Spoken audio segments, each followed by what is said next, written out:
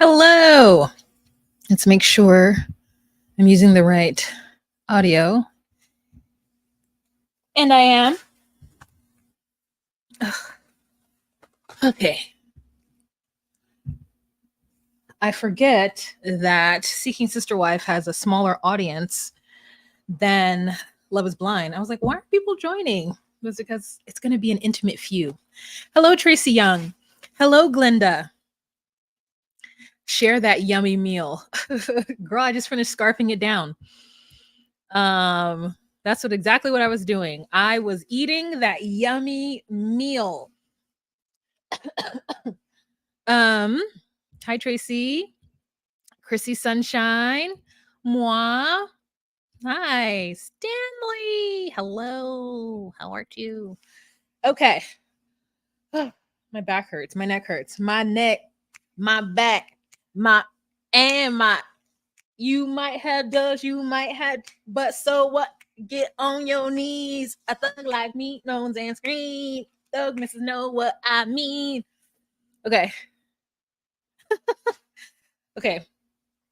I keep saying that. Ugh. We'll get the porty started. Get the porty started.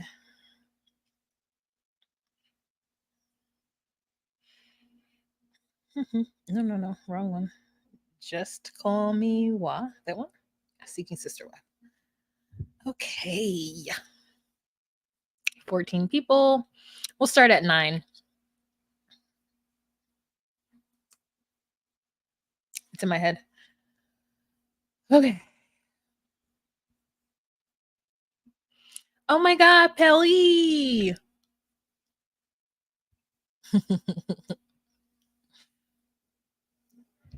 All right, here we go. 4 seconds.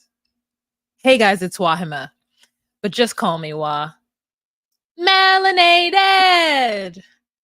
Welcome to my recap of Seeking Sister Wife Season 5. My name is Wah. If you're new to my channel, I do recaps of relationship reality TV shows such as Love After Lockup, 90 Day Fiancé, Seeking Sister Wife, Love is Blind. So if you are at all interested in that content, please go ahead and subscribe to my channel. If you haven't already, please gonna give this video a thumbs up. If at any point throughout this you get the hee hee ha ha's and you think, oh my God, I should tip her, you can do so with these ways below. If you're an international girly and you don't have these options, you can go over a couple of steps over from the thumbs up button and choose a thanks. And that is a way of monetarily supporting my channel and giving your girl a little tip. Otherwise, let's get started and let's talk about Seeking Sister Wife Season 5 episodes 1 and 2. Whew, really enjoy this show because I think that we are getting to a place in our society where non-monogamy is starting to creep its way to the forefront. And not that I'm against monogamy, but I do think that there are other ways of showing your love. Can you guys hear my washing machine? I hope that you cannot. I was letting my whites soak in some borax and other things because I'm like trying to lift. I feel like I'm trying to lift the stains from them. And if they don't get clean, I'm throwing them away. Not even putting them in the dryer. Just throw them straight in the trash. I'm talking about white towels, like washcloths, if you will. But anyways, hello. So let's talk about this show. I don't have pictures of these couples just because I'm a bad YouTuber, but I will next week. So we have, oh, you know what I can have? I can have it. Hold on. Let me upload them. It's going to make my thing look a little wonky, but if I have the pictures. Donde está? Here? Maybe. I do have it. I do. Here? Okay, let's see what this is.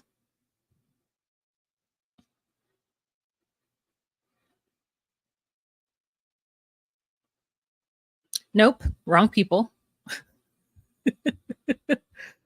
What about this one? I only have a picture of them. Did we have the Merrifields? I do, but they're not JPEGs. Oh, what a sad situation. Okay, but when we get to them, we'll talk about it. Okay. Now, here we go. Let's start with the Davises.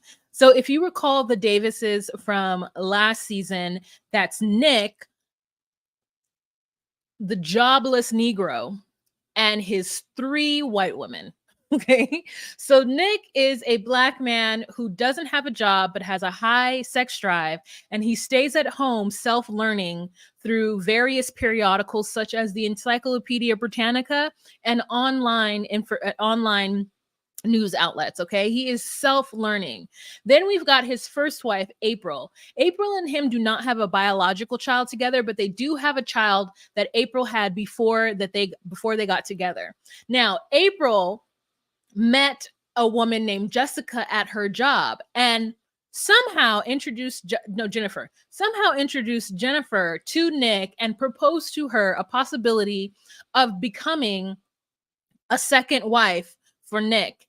And when she agreed to the lifestyle, Jennifer and April got legally married. Nick is not married to any of his biddies, okay? He's a person upon himself, and they feel like it would be unfair for him to marry one of them because then it would show favoritism. So the women got married together. Now, they on their first season were seeking a sister wife, and Nick ended up finding a young biddy named Danielle. Danielle had reservations about joining the community of Nick's family because she was young and she didn't know what all would be entailed. But as of episode 1 of this season, she's now been in their family for 2 years. We saw last season they were on that Nick and Danielle had some kind of ceremony to show their love in which various family members who understood what they were doing attended. Now, it is now time for them to look for a partner for Danielle. Danielle doesn't want this. Danielle's like, I don't know that I'm ready to bring another person into this relationship. Like, I want to be the last, which happens a lot when women join this lifestyle and they aren't fully prepared for every single moment of it. They feel like they need a fourth wife, and I don't know why. It's not clear. Every couple in this journey always feels like they need another person just based on a feeling. Whereas you have the Merrifields, theirs are rooted in Christianity, I think Mormonism. And, we have other people who is rooted in different like religious ideals, and sometimes they're not. But it's never clear to me how someone knows when they have everybody that they need for their family. This season, we have the baby that is born. So the baby is Jennifer's biological child with Nick.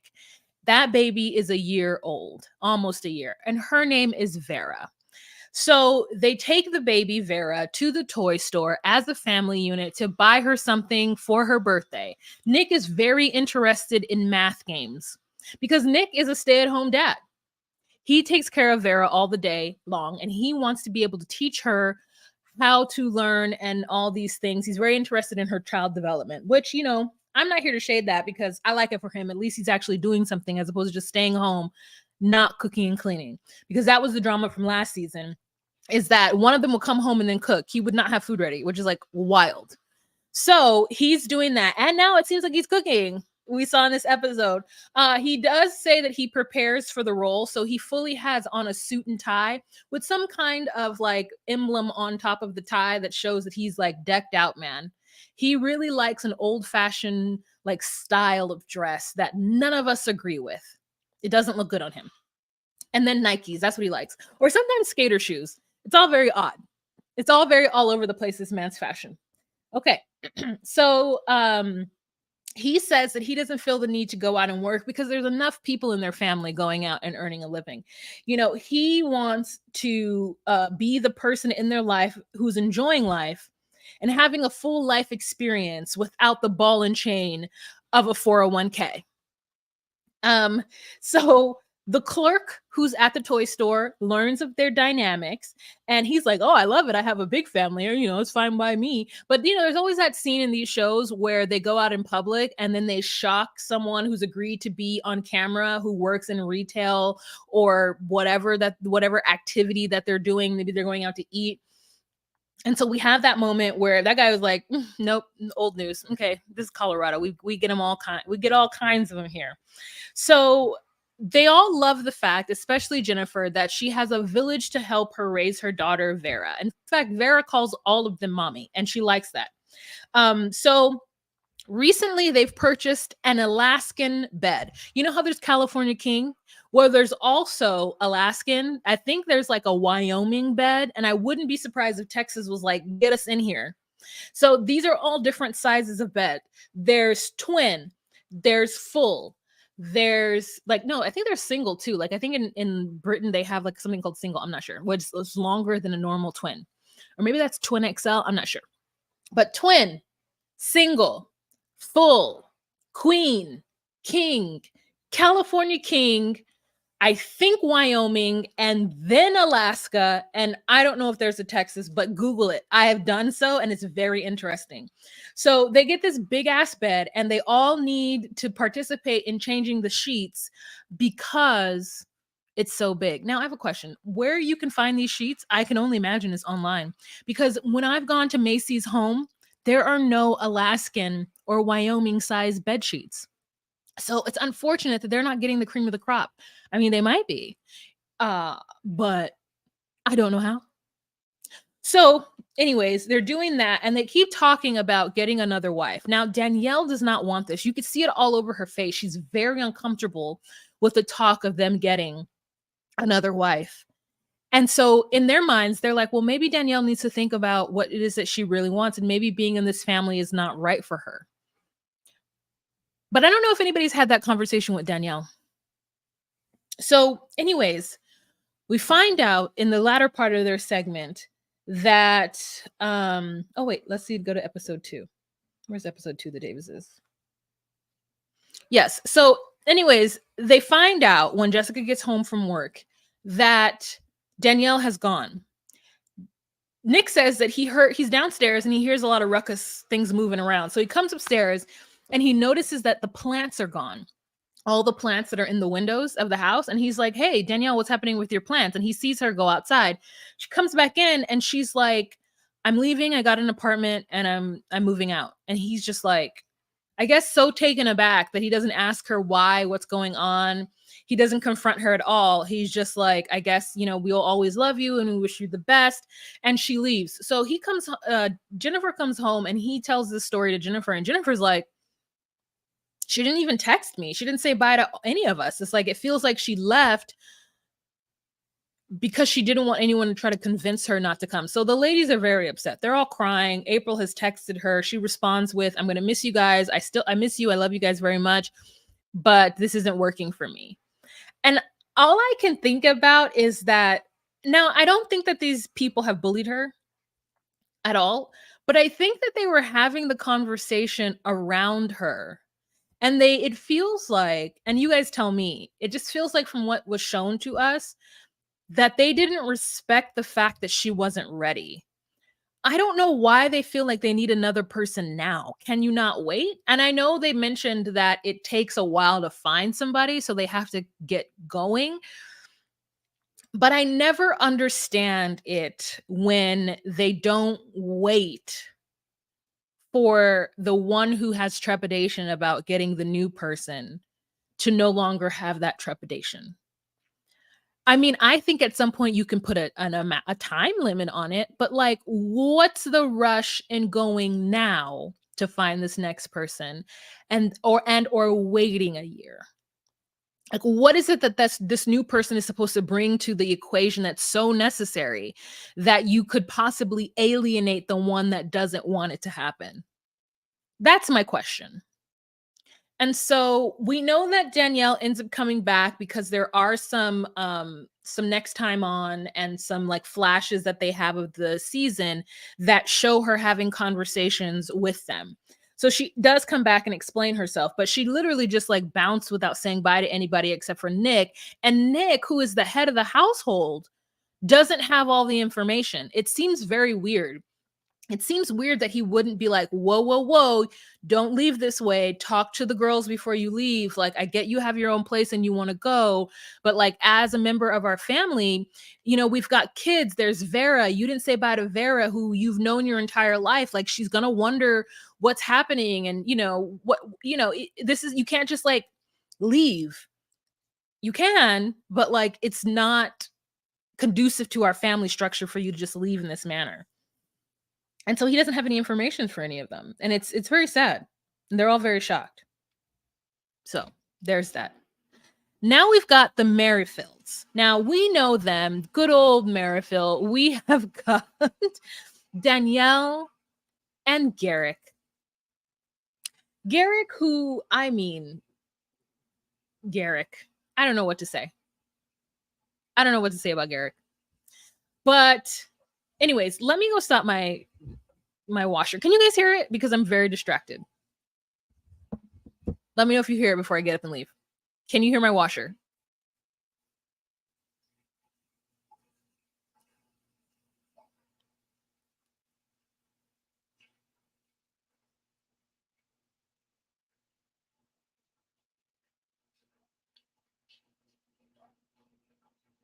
Okay. Great. Thank you, Moi. And no, I don't live at 9. I'm saying 9 minutes into the live starting. Great. Thank you guys so much. Okay. So the Merrifields. So we start off with a little backstory about the Merrifields and their journey. I believe that they are Mormons because of the way Garrick's family has disowned him, but they might not be. They could just be I guess a non-denominational sect of Christianity. But they have been married since they were itty bitty babies, like 19 or something years old. And a couple of years ago, Garrick said that the Lord told him that he should expand his family. Now, we don't know if that has something to do with the fact that Danielle did not want any more kids after she had her youngest son, Solomon. Her children now are preteen and full-on teenagers. We've seen them grow right before our eyes. And Danielle struggled a lot with this, and she even thought of divorcing Garrick, but she didn't, because he wanted to introduce another wife into the family, because he A, had more love to give, and B, wanted more kids. Now, it has always felt like Danielle did not want to do this, that she was being pulled along by Garrick. And part of it is because she loves him so much and can't envision herself without him, because they've known each other since they were children, that she would stay in a marriage that doesn't suit her or that is going in a direction that she doesn't agree with. But as a good woman normally does, she prayed on it. She prayed and prayed, and the Lord opened her heart to be able to accept this new path forward in their marriage. And with that and the help of Jesus Christ, they found a woman in Brazil named Roberta, and they were courting Roberta for years, giving her money, paying for her vacations to go visit them. Roberta got close to their sons. And just when they were getting married to Roberta in Mexico, Roberta did not show up. In fact, Danielle and Garrick actually got legally divorced in the United States of America so that Garrick could do a K1 visa for Roberta. So as far as we know, Garrick and Danielle are still not married. And she had to, in a court of law, state that their marriage was unrevocably damaged, even though it wasn't, in order for her to get a divorce so that he could bring someone over for the K1 visa. Now, his family has disowned him and stopped talking to him, but her family reluctantly has embraced this whole situation. She's got a brother named Sam. Sam has a wife named Samantha, and that is their closest like couple friend that they kind of maneuver with.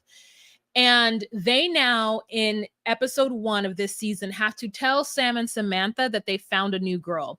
I mean, the drama with Roberta was so intense that when Roberta stood them up and just didn't show up for the wedding, because Roberta also did not want Garrick to find another woman. And also, they believe that Roberta was low-key scamming them. I don't believe she was. But I just think that it got too much, and her mother was sick, and she just was like, "Fucking, I'm not gonna go. Like, I don't want to disrupt my life and go live with these people who I feel like I can't communicate with." And like, Danielle is so emotional that she cries. Like, and when she found out that Garrick and Roberta had sex, she cried about that because she wanted them to wait until they got married. Like, this has been a hard road for Danielle the whole time, even though the Lord is telling her this is the right thing to do. But that devil boy, that devil is giving her a disease of crying. That devil has given her the hardship of pain and put it in her heart that this is not right. Because obviously it is right if her and Garrick are like standing in the garage and feel and see the wind blow and feel the presence of God in their life, to tell them that it was time to move on to find another Brazilian woman. So they have to tell her brother and sister-in-law that they're doing this again. And so as she's telling the story to her sister-in-law, because the men go with the men, the girls go with the girls, the ladies go with the ladies, women go with the women. She's like, "Well, so you've met another Brazilian?" "Yes." "So this Brazilian, how do you feel about her?" "Like, we think she's okay, Natalia. Like, we like her. Garrick really likes her. And it feels like he's falling in love." And Samantha's like, "What do you mean falling in love? It's only been 4 months." And she's like, "Yeah, he made a ring for her." "So you think he's gonna propose?"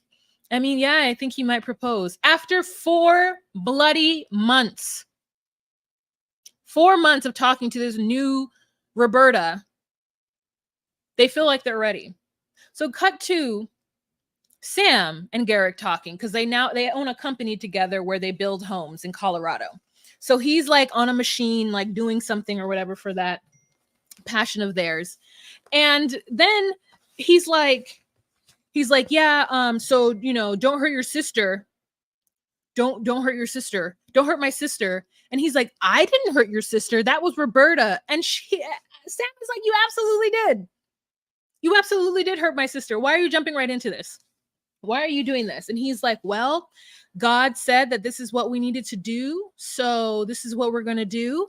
And Sam is like, "Have you given her any money?" And he's like, "No, we haven't given her any money." So then Sam is like, "Well, then how is she getting to Mexico, where you guys are going to meet her?" Because now they're going to take Solomon and Jeremiah or Jebediah, some very biblical name. The whole family is going to Mexico to meet Natalia for the first time. And that fool Garrick has made this woman a ring. And he's like, "Well, did you pay for the trip to Mexico?" And Garrick is like, "Yeah." And he's like, "Well, you gave her money, fool."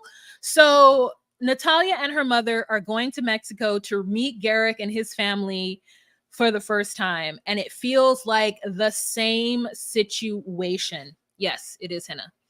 Yeah, it feels like the exact same situation. It feels like the exact same situation, you guys. And it's so crazy.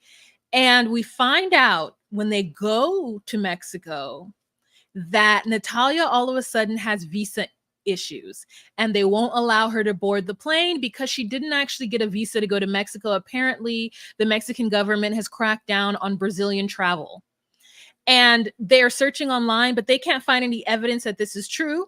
And the producers are able to do whatever they're doing and get on the website and do whatever, yet Natalia and Natalia's mother aren't able to do so. So they're very upset because they feel like it's the same kind of drama happening again. And I just want to know, how much money do the Merrifields have? Because if that is the case, I know he entertained dating a Black woman at some point. I volunteer myself as tribute, because if they have money just to waste on paying for people to go from Brazil to here and to and fro and shit, like, okay, waste some money on me. Except for, I don't know that I'd be able to be with Garrick. He's got a big head and a small body. He doesn't give me masculine enough. He doesn't give me masculine enough at all. It's like crazy.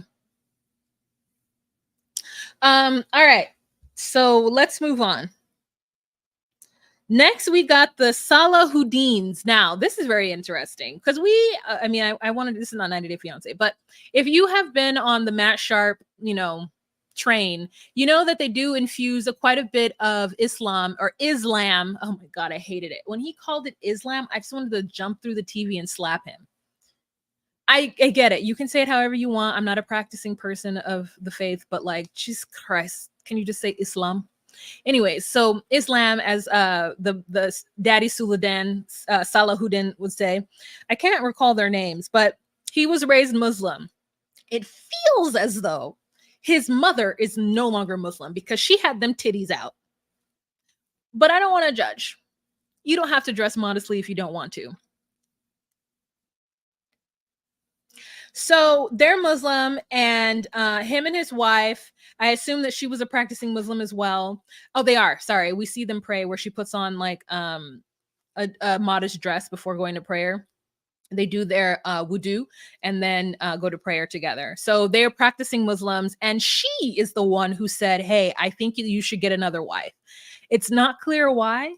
I don't know if it's because of children or she feels like he would be happy, but whatever. She suggested it and he's going along with it. They're courting a girl named Keisha, to whom he says, quote, has a good head on her shoulders. And I was immediately annoyed. What do you mean she has a good head on her shoulders? I hate that saying. Don't ask me why. I don't know why, guys. Just leave me alone. But I didn't like it. So we see them come in and they've got every vegetable from the farmer's market. I mean, every vegetable, several watermelons. In fact, to make watermelon juice. Now, here's the truth. Do I love agua de sandia? Yes. That is where you take water and watermelon and some lemon and maybe some sugar and you blend it all together and then you strain it. I think agua de sandia is delicious, but do I want a pulpy watermelon drink served to me in a goblet? I do not. I don't. So they're obviously very healthy people, and so they're making some kind of vegetable dinner because his mother is coming over. And the way that Mama Salahuddin describes his mother is she is a hot mess on a cool day. And I had never heard that. And I said, okay, I love it. Hot mess on a cool day. That's great. That's great. She's a hot mess on a cool day. Mm-mm-mm. Okay, thank you so much. Yes, Linjay, please, you guys, give it a thumbs up for me, please. Thank you, Linjay, for being here and being my moderator. I appreciate you so much. Cassandra says, I feel like, is that henna? Yes. I feel like I just stepped into the future with that contraption on your neck. Okay, listen, I have not been sleeping well. Okay, I haven't found the right pillow. I have the cube. I have the pillow that's supposed to help with your neck that I got from TikTok. I have so many. I have 3 different types of pillows that I have invested into, hoping that it props my neck up and my back in a way that allows me to sleep comfortably as a side sleeper. But I can't. Like, I just can't. It's like all of a sudden, like, when you sleep on your side, your shoulder props it up so that your neck is at an angle like this. Unless the pillow has enough like height from like what my shoulder to my neck, it's never equal. So I just invested in this and I just use it almost every day now because I wake up in such pain. So, anyways, Moa says, girl, I'm in pillow hell too. Yeah, I'm in too. So does Cassandra. Yeah. I sleep on my side and my spine. It is wild. I just wake up in all manner of pain to the point where I could literally crack my neck almost every 15 minutes just by doing this. I don't know what to do. So this is what I'm doing. Thank you. Thank you for understanding. Okay. So Mama is about to come over and he's already defensive. You could tell that he's already done with his mother. He doesn't like her. She gets on his nerves. And so Mom comes over, they're eating dinner, and the mom hates the idea. I mean, she's to the point where I'm like, I don't think that you should be around them because you are rude to them based on what you feel. She's like, now that just sounds germy.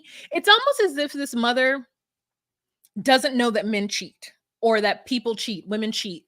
And so there's all manner of germs being shared here and there. And he says, well, we were raised Muslim, and that's a part of Islam is polygamy.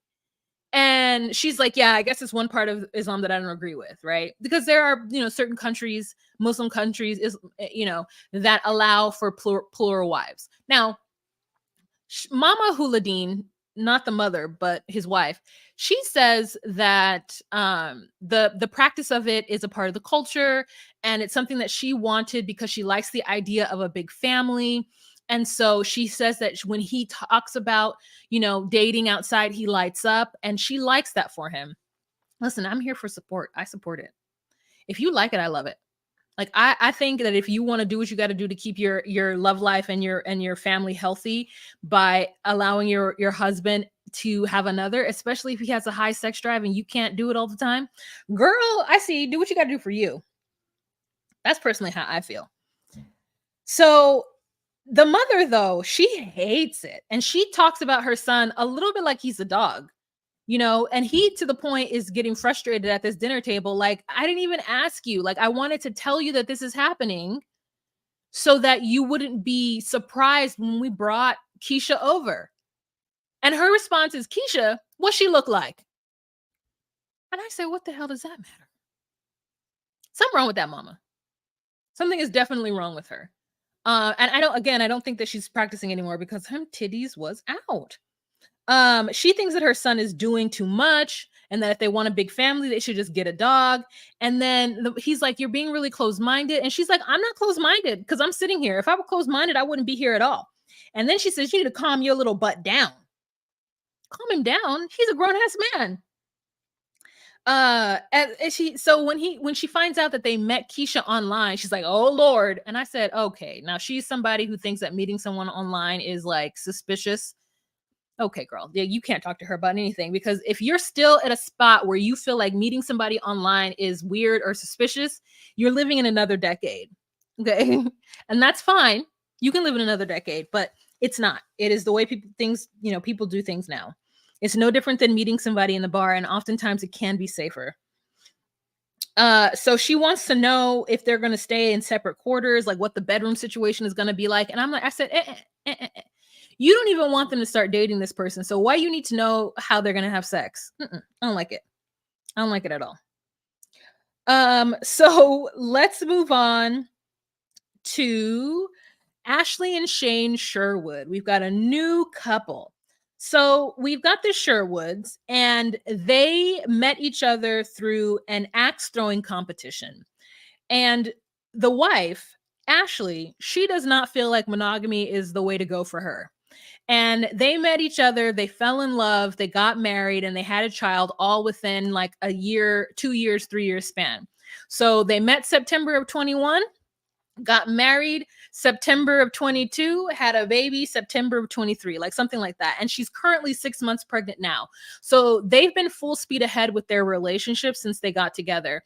And they're looking for a sister wife, but she's bisexual. So actually she's doing the looking, because the idea is that she go out, find a person that she likes and could be intimate with, and that person would have to get along with the husband, Shane, and would have to be willing to have a biological child with Shane. But also Shane is able to find his wife too, or find another partner too. So they are ethically non-monogamous, and they're also what seems to be kitchen table polyamory.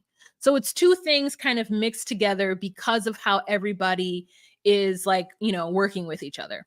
So she's been dating a woman named Grace, and Grace is a person that did her makeup for her wedding. So he's like, I don't really remember Grace, but for a while Grace was all up in Ashley's face, so Ashley definitely remembers her. Now, she's been dating Grace for about a month, and Grace has not wanted to meet Shane. So it's already something that's a little bit different than what they agreed on. And Shane is concerned because he's like, why doesn't she want to meet me? Like, if you're dating my wife, like, obviously you have to see me and we have to get along. And so we have a scene where Ashley and Grace go bowling, and, she's 6 months pregnant. So like she's on a date bowling, with Grace and brings up the, conversation of actually meeting Shane.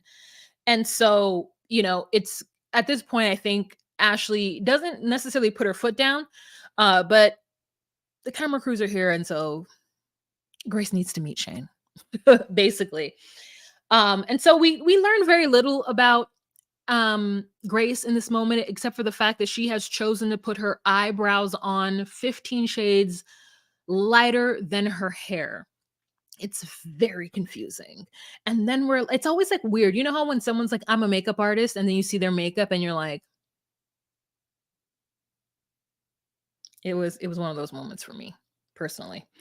So it's a weird point of contention for them. Next episode, though, we do have Shane actually getting to meet Grace, and it is awkward. Okay. So they hug each other and they sit down and they order food. And Shane, out the bat, I could tell, is feeling some type of way. To me, Shane is mad at Grace or doesn't like Grace just because of how long it's taken her to meet him. And I think he feels just like, well, you're supposed to date me too and have my baby. So like, why don't you want to talk to me? And so he immediately comes in and he's like, where was your first kiss? And so they have like an awkward, not funny conversation about each of theirs first kiss. And she's like, well, I'm an open book. So, you can basically ask me anything. And at this point, we get to really see those eyebrows and we see how like auburn they are. It's like she put her eyebrows on as though she's a redhead, and she's not. And the eyebrows are drawn on so she could darken them, but she doesn't.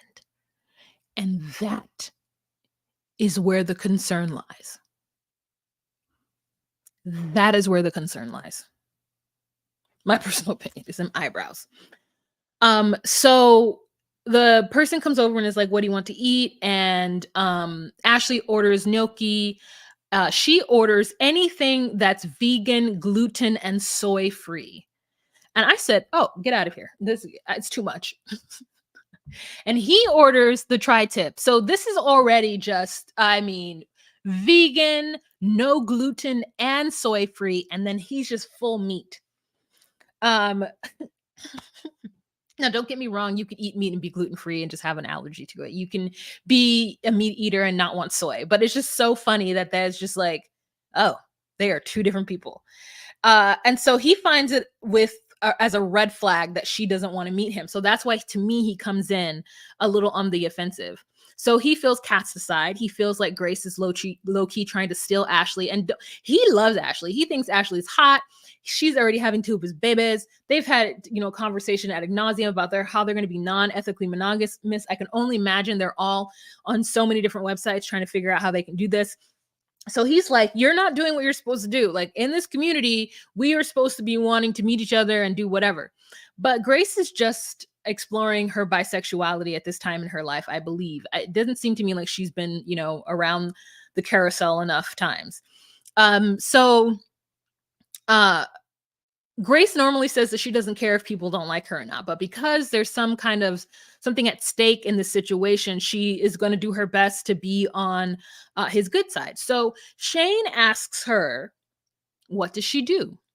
And she says she is a coach on a personal development level. She helps spiritual entrepreneurs unblock themselves. So she gave a misty woo-woo answer with her whole chest. And Shane did not like that. Shane is like confused. And she goes, okay. She's like, basically, I commune with the universe. I unblock channels for spiritual entrepreneurs. So I'm like, okay, so you unblock the channels of yoga masters? Like, what do you do? Like, who are the people you work with the most? Like, people who own crystal stores? Who are spiritual entrepreneurs? Like, if this were a crossover, would she unblock Ashley from Happily Ever After / 90 Day Fiance, Ashley and Manuel's? Would Grace unblock Ashley and Ashley's chakras? Like, I don't. Does she work with witches? It is all very unclear. It's so misty woo woo that I support it, but I don't even know what she's talking about. What do you do, ma'am? You work with spiritual people and you work with the universe to unblock them. And then she goes in and starts to behave like a very blocked chakra individual. He's like, I don't understand, like, and he takes the first shot, I will admit, but she immediately comes back with, well, have you heard of therapy? And she's like, I do that, but for spiritual entrepreneurs. And he gets offended because we don't know this, but we find out that Ashley, his wife, sitting right across from him, is some kind of therapist, or she's something. I can't remember what it is that she is. She's like a therapist, or she's a, I don't know. She went to schooling for 12 years for psychology. So he's like, you don't do what my wife does. Like, don't try to say it's the same thing. It's not the same thing.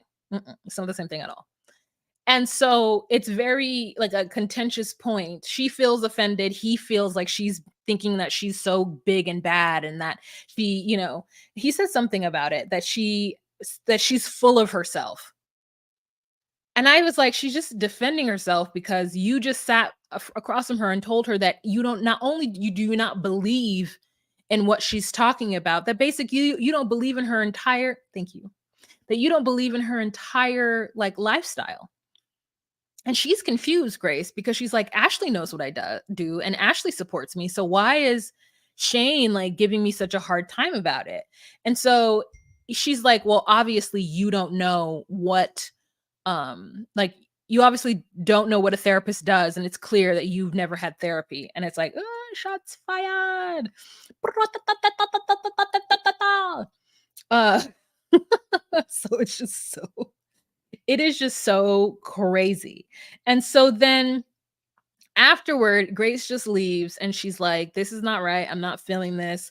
And in their confessionals, Shane says that Ashley didn't kind of stick up for him. And Ashley was like, well, I think it's a red flag for me too, because she was so rude to you. And so they both just like turn on Grace, what it feels like. And I get it, because it feels like Grace is, being really defensive about what she does. But the truth is you didn't want to meet him. It caused him to feel like you were trying to steal his wife away. Then when you did meet him, you were very defensive. And so what is Ashley supposed to do? She's not going to choose you over her husband. No, she's not going to choose you over her husband. So I don't know if we're going to see Grace again. I don't know if we're going to see Grace again. So that's basically it. That's what happens in the show. I hope you guys are watching it. It comes on Sundays, I believe. So it comes on today. On TLC, I'm pretty sure. I watch it on the Max app. So I'll watch it on Mondays. But yeah, episode 3 should be coming on today. Then we've got another episode of Happily Ever After. So I guess I should talk about is this the first episode of Happily Ever After, or is this the second one? I don't know. You guys tell me where we are. Who knows? Thank you guys so much for joining me. I hope that you had a fun time. If at all you had the hee ha's through this and you want to give your girl a tip, please go on ahead and do so. Thank you for those who did last time. And I wish you guys the best week. Don't drink too much today. Stay safe. Remember to be you, be true, and find your place. Bye. Jump in the line, rock your body on time. Okay, I believe you. Jump in the line.